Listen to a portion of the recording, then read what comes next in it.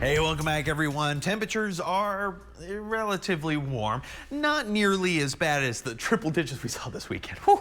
Oh, that's a whole different story out there. But hey, here's what I'm looking at. 94 degrees.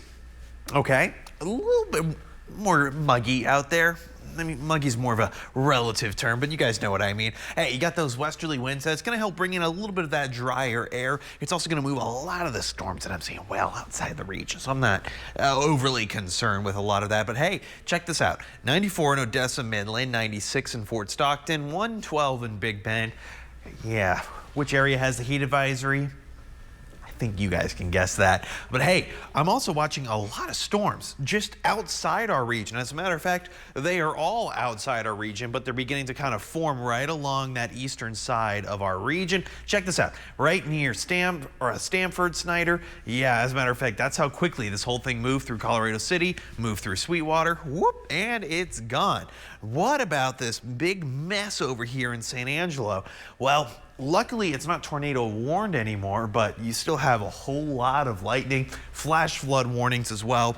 Of course, I know this is technically not part of our area, but you guys might have family there. It's relatively close by.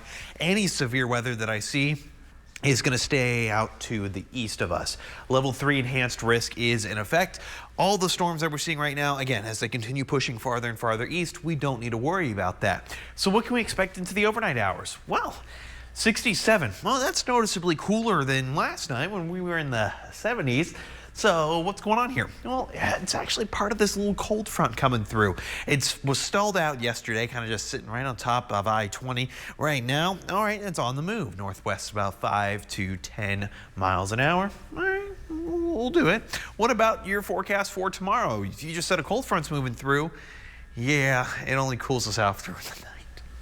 And that's because southerly winds are coming back into play. 97, hot and dry, sunscreen, sunglasses, you name it. All right, well, hey, maybe a little cloud cover, maybe a little isolated shower will help cool us off. Yeah, that would be great, but I don't really see that going on with our future track. We're kind of getting back into that summertime pattern. You know, we had a relatively brief, severe season. Of course, it's still certainly possible, but I'm just not really seeing anything that supports that on our 9-day forecast. It's just going to stay hot, nearing some triple digits going into the holiday weekend. Quick little cool down into next week. Maybe, just maybe, an isolated shower. We could really use one though, that's for sure. Alex? We could indeed.